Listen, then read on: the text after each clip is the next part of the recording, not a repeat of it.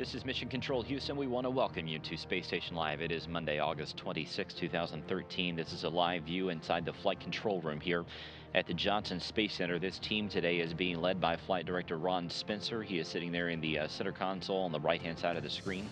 Sitting beside him is today's Capcom, David St. Jacques from the Canadian Space Agency. He'll be the one talking with the crew on board the orbiting complex. The Expedition 36 crew includes Commander Pavel Vinogradov, who is sitting there second from the left. On the far left is Alexander Mazurkin. There in the center screen is Chris Cassidy, a NASA astronaut. And right beside him is Luca Parmitano from the Italian Space Agency. Also Fyodor Yurchikhin, second from the right, and NASA astronaut Karen Nyberg there on the far right-hand side. The crew today is working throughout the entire space station on a variety of different maintenance and science tasks. Pavel Vinogradov has been transferring some water from the European Space Agency's automated transfer vehicle into the Russian segment of the ISS. This is done always. The ATV brings up quite a bit of cargo and supplies and also some water for the crew, so they're transferring that over into the tanks and doing some leak checks on the ATV once that has been completed later today. Alexander Mazurkin is working on some routine maintenance inside the Russian segment that is taking up basically his morning and his afternoon. He'll have some exercise later on today, but he has a fairly light day. Fyodor Yurchikhin has got a ham radio session with a school in the Ukraine. Both Yurchikhin and Mazurkin coming off a spacewalk last Thursday that lasted 5 hours and 58 minutes. That was the second spacewalk for these two in as many weeks. They took care of a number of tasks outside the station. They removed a space laser communication system from the hull of the Zvezda service module. They installed a pointing platform on which a small optical telescope will be installed on a future Russian spacewalk. And they also inspected the antennas on the Zvezda to ensure that they are fastened securely after one of the covers became dislodged and floated off into space. Here just a few days ago, that video is on the internet that Chris Cassidy saw that object floating away. The ground teams did take a look at that cover. Basically, it's part of the ATV's rendezvous system that comes up toward the back end of the Russian segment. They deduced that the specific antenna that cover came off of is of no concern, so they're not worried about it, but they wanted to make sure that all the other antenna covers were securely fastened. And of course, they did take a look to make sure that that one cover that did float away was not going to pose any sort of threat to the International Space Station, but that thing moved away fairly quickly and got out of the way of the space station, and there is no worry about that. Chris Cassidy is working on finishing up some work in the Japanese HTV. Right now there's several different cargo vehicles docked to the International Space Station. We just mentioned the European ATV. The Japanese HTV is over on the U.S. segment. It brought up several tons of supplies a couple of weeks ago. There's a layout of the current station. Right now you see HTV-4 down there on the bottom side of the Harmony node. You see the Soyuz 35 as well as the Progress 52. ATV-4 is back there at the back of the Russian segment, and the Soyuz 34 up there on top on the Poisk module. But Chris is going to be working on actually scavenging some of the light bulbs inside HTV, which sounds sort of unusual, but obviously there are lights inside HTV. HTV is going to be deorbited and burned up here in a few days, so what the crew typically does anytime one of these visiting vehicles comes up that's going to be destroyed at the end of its mission, they take the light bulbs out because they can actually use those inside the space station itself. He's also working on an experiment called the Sphere's Rings today.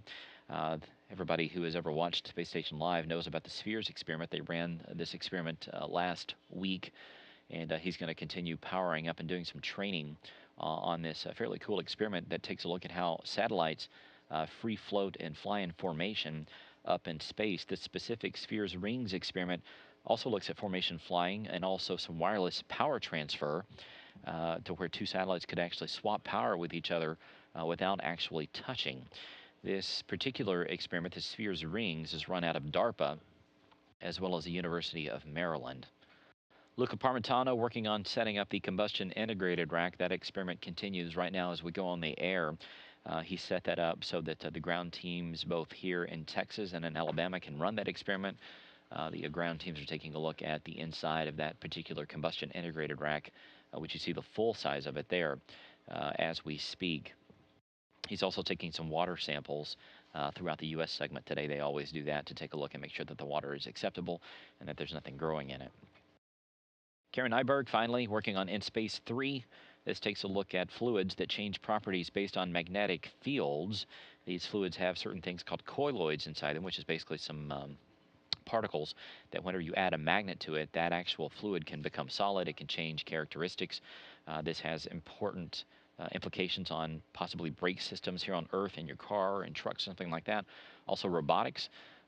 These kind of colloids could also be used in bridges and buildings to help them weather through earthquakes or items of that nature. She's also transferring some items from the HTV that'll take up later on this afternoon. The ground team's also working today to work on some robotics. They're going to stow the special purpose dexterous manipulator, or Dexter, as we call him, later on today.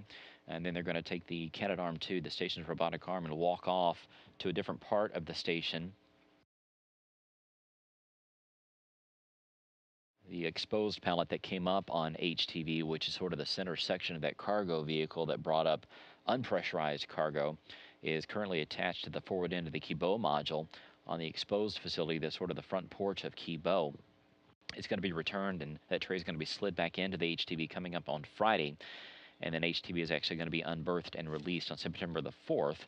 It'll hang out in space for a few days, and it'll be deorbited coming up on September the 7th. Another important note, departure preps continue for Chris Cassidy and his fellow crew members Alexander Mazurkin and Pavel Vinogradov. Their time in space coming up to an end here in just a few weeks. They launched back in March and headed up to the International Space Station. They're actually going to be coming home, coming up on September the 10th U.S. time. Of course, we'll have live coverage of that here on NASA television as his crew lands down in Kazakhstan, the same country in which they launched from. But they've got about an hour of departure preparations on board the space station today.